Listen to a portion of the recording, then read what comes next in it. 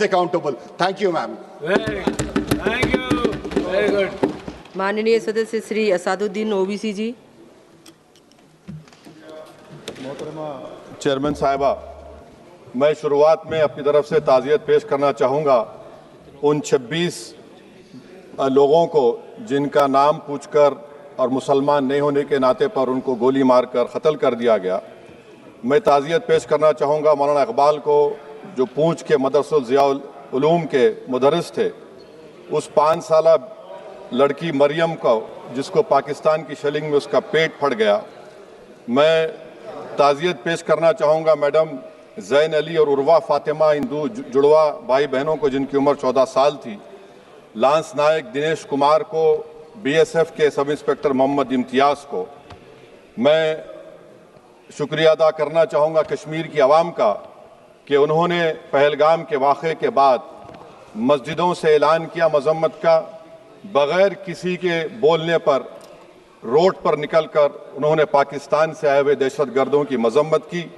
मैं मुबारकबाद देता हूँ हमारी मुसल्लह अफवाज को कि उन्होंने एक अजीम कुर्बानी पेश की और बहादुरी के साथ ऑपरेशन सिंदूर में भारत को कामयाबी दिलाई।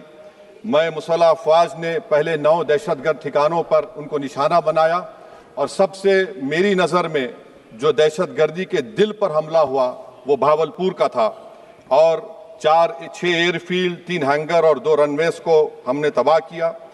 बाद में ऑपरेशन सिंदूर की कामयाबी की एक अहम वजह यह थी मैडम कि मुल्क में इत्तेहाद और इत्तेफाक पैदा हो गया था, एक यूफोरिया पैदा हो गया था, मगर अफसोस कि हुकूमत ने उसका फ़ायदा नहीं उठाया।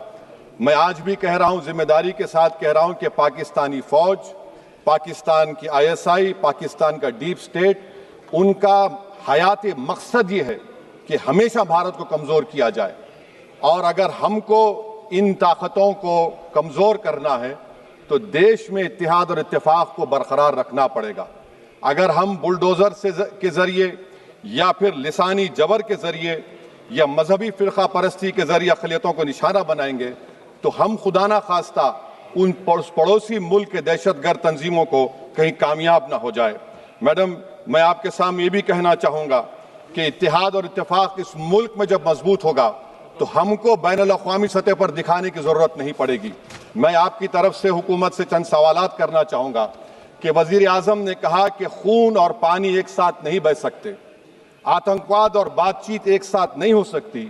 तो मेरा सवाल आपके ज़रिए से वज़ीर आज़म और हुकूमत से ये है, फिर जिन इंसानों को बैसारा की वादी में मारा गया था, क्या आपका ज़मीर इस बात की इजाज़त देता है कि आप ट्रेड बंद कर दिए, पाकिस्तान का एयरक्राफ्ट हमारे एयर स्पेस में नहीं आ सकता, उनकी कश्ती हमारे पानी में नहीं आ सकती, ट्रेड खत्म हो चुका है डायरेक्ट इनडायरेक्टेड, आपका ज़मीर जिंदा क्यों नहीं है?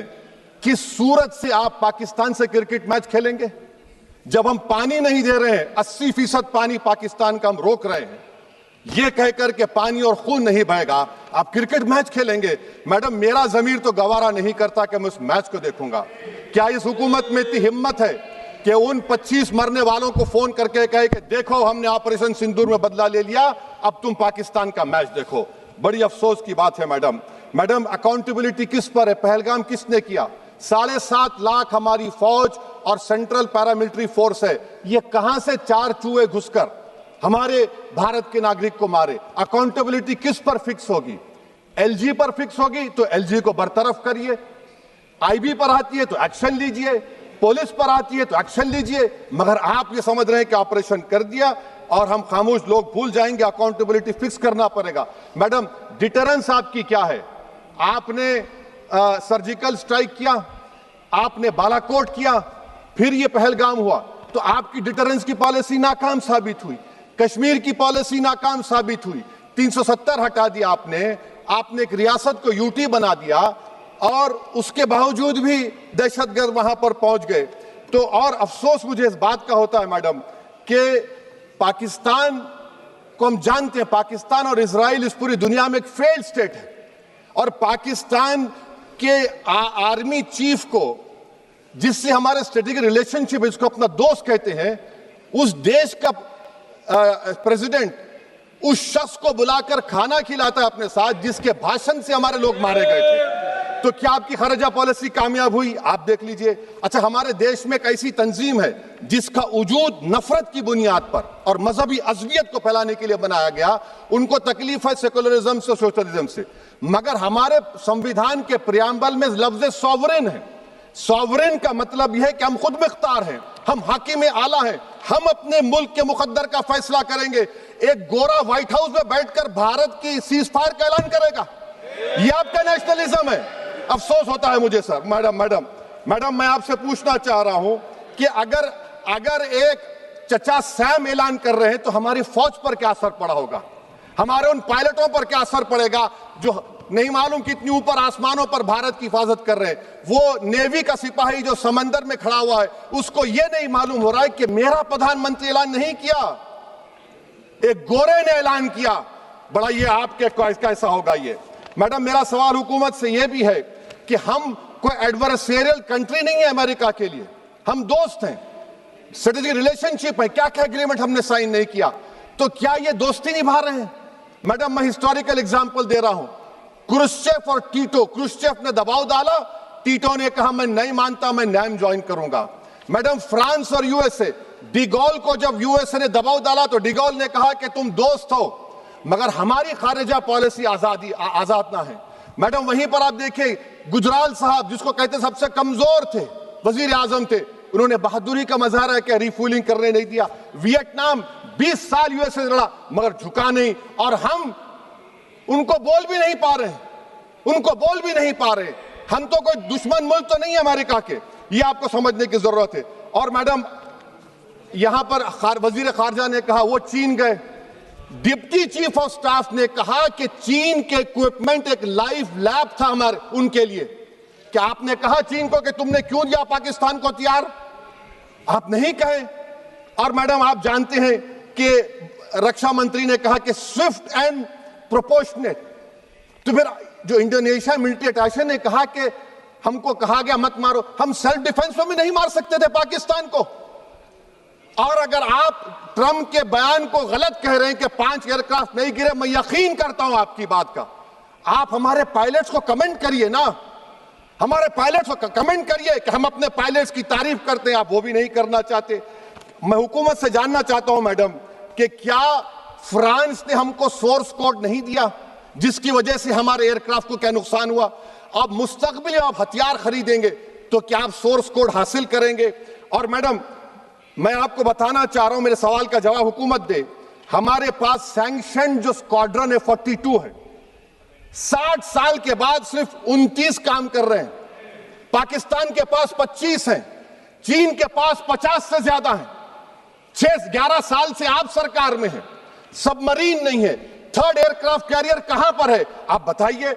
और मैडम, FATF में लाना पड़ेगा आपको। अगर आप विश्व गुरु हैं तो हम आपको चैलेंज कर रहे हैं, आप G7 के कंट्रीज को, GCC को और चचा सैम को राजी कराइए कि पाकिस्तान को, मैडम खत्म कर रहा हूं, FATF में दोबारा लाया जाए। मैडम, ऑल पार्टी मीटिंग हुई, देखिए कितना कॉन्ट्रडिक्शन है केंद्र सरकार में और स्टेट सरकार में। ऑल पार्टी मीटिंग में था, केंद्र सरकार ने कहा कि नहीं, बैसारन मिडोस पर तो कोई जा ही नहीं सकता, जून से पहले इजाजत लेना पड़ेगा। बाद में हमको मालूम हुआ कि साल भर खुला रहता मिडोस सिवाय बारिश और स्नो के। ये कॉन्ट्रडिक्शन है केंद्र सरकार में। वहां पे मैं हुकूमत से मुतालबा करता हूं मैडम आपके जरिए से कि कौमी सिक्योरिटी को, नेशनल सिक्योरिटी को, खारिजा पॉलिसी को, फॉरेन पॉलिसी को राजनीति का मुद्दा मत बनाइए, राजनीति का मुद्दा मत बनाइए। ये हमारे मुल्क में मुफाद होगा, हमारे मुल्क के इत्तेहाद और एकजुटती को आप एक वोट का जरिया मत बनाइए। और मैं एक आखिरी बात पूछ रहा हूं मैडम, क्या चीन ने हमसे कहा था कि सीज फायर कर लो? और कैसे पाकिस्तान ने हमारे पायलट्स की बातों को सुना कि हमारा कम्युनिकेशन एनक्रिप्ट नहीं है? मैडम, आखिर में मैं अपने शेर से इस अपनी बात को खत्म करूंगा कि अपने ही हाथों से सर अपना कटाना है हमें, मादर हिंद पे भेंट चढ़ाना है हमें।